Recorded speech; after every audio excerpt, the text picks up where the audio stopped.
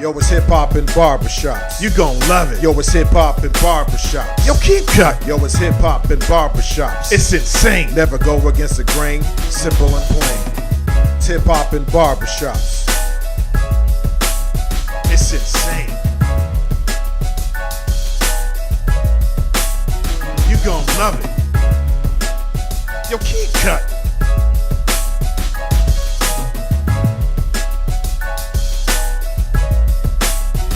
Gon' love it. Yo, keep cut. It's insane.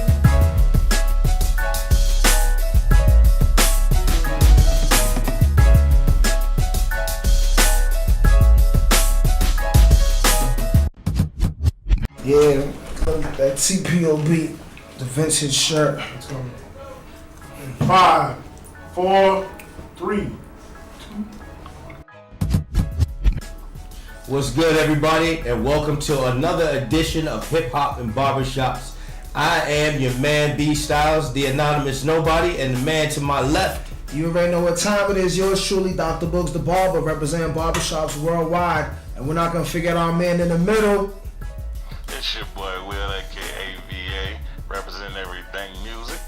There it is. We got a nice little dialogue on deck tonight. You know, we're going to talk about some of those famous or favorite rap groups, okay? And we just gonna run it down a little bit, and we're gonna talk about why we believe they're great, you know, and if people agree or disagree with some of the people that we pull out there, you know, we're gonna get that dialogue. Let's go.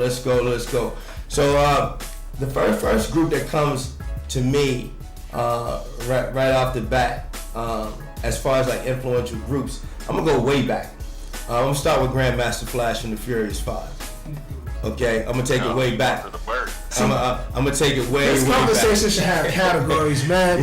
Stick us in a box. You know, I'm gonna take it back there because, you know, as you know, The Message is one of those songs that you know stands the test of time. It's just as relevant today in 2019 as it was in 1970. I believe about 79, 80, maybe around there, somewhere around there, maybe a little bit later. Not sure on the date, but that's not the point. The point is that when they created that song has stood the test of time. And I'm pretty sure as we continue this dialogue, absolutely, we are going to talk about groups and why they are significant, because they have done things that have stood the test of time. I agree. Well, so he got one. So I can have a whole slew of groups. And as this conversation furthers, I'll chime on those here and there. So I'm not gonna hit you with my favorite top, but one that was just influential during the time when I started really listening to hip hop or rap as a whole and just embracing the culture were the Fugees.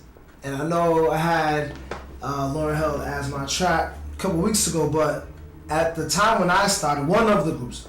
So at the time when I started listening to hip hop, like, and I was at a point where I could listen to it independently, because in my house you didn't just change the station. Your mother listened to her Haitian music while you clean the house on Saturday mornings, and on our way to school she listened to 106.7. So I gotta tell you, every soft rock song known to me, you know what I'm saying? But listen, I tell you, all the Celine Dion, Eric Clapton, that's what I grew up on. So when I got to the point where I could actually go get CDs from Strawberries downtown, and listen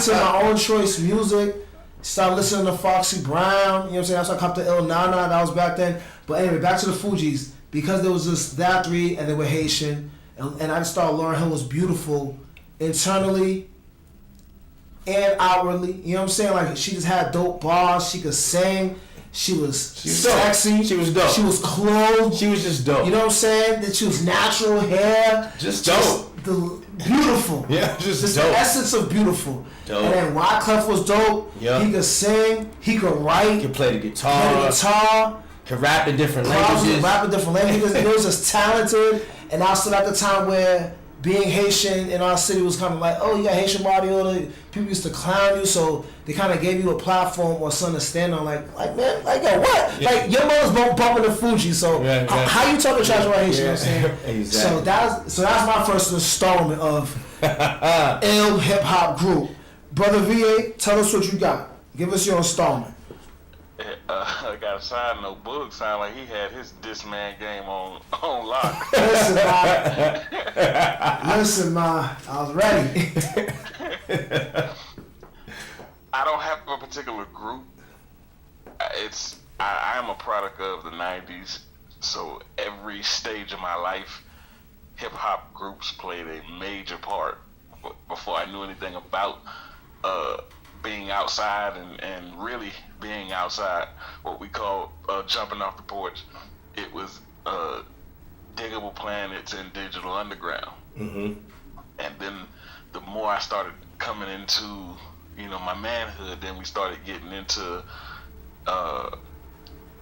more of your Lost Boys and your Onyx and Das Effect and all of those groups. So for me, I don't have a one, but if I had to choose one, it doesn't gotta be your favorite, but give us one that just say a dope group that left a good mark on you. It's always hard for the music guys. I'm gonna be cliche and say Wu-Tang. like always the topic of conversation. Just a dynamic group across the board. Like I said, I think that was right around the time where my introduction to actually making music outside of being a church drummer. So I have to go with Wu-Tang. Okay, I would agree with that. And the reason why I would agree with Wu-Tang is because they were groundbreaking. Everybody can say Wu-Tang. Yeah, I mean they were groundbreaking. They were groundbreaking. Right. There had never been a group with that many MCs. Mm-hmm. Not only were there that many MCs, but that many dope MCs. We were talking about this a couple weeks ago. And it's just really just came in with their own sound, their own slang, their own look. They created Woo Wear. You know what I'm saying? I mean, they just did a whole bunch of things. Had the things with Clark's Wallabies, with Woo Wallabies. You know what I mean? It just had so much to offer as a group, and then the number of dudes that branched out and were successful as solo artists, but still remain part of the group as well. You know what I'm saying? Right. And acting too. Yes. So what they were able to do, man. I mean, Woo came in and just brought us something different, and it was dope. And along those lines, I'm gonna move on to another one of my favorite hip hop groups, De La Soul. And De La Soul for me represented a change for me. I was in college at the time when De La dropped, and I just remember, always having like a different kind of a style than most people, and we never had anybody in the hood that could really co-sign being different and pull that off. You know what I'm saying? But then once De La came out with Me, Myself, and I, I was like, oh, okay. So it's okay. You can be smart.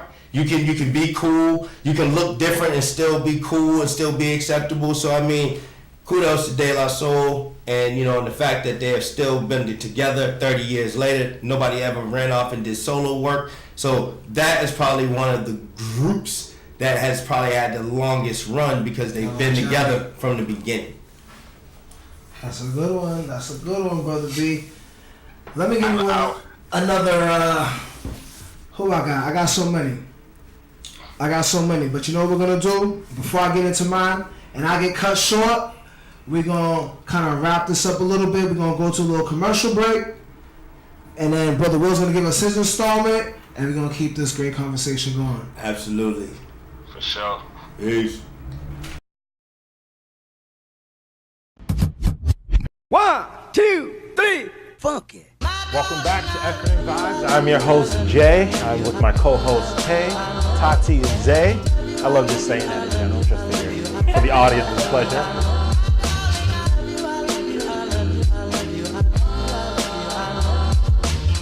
So it's like She she's just saying want to keep a baby. Right. That's really, like, she just want Right. It's like give me a baby. You my baby. Give me a baby. talk about. Give me a baby. Right? You my baby. Now you gotta give me a baby, girl.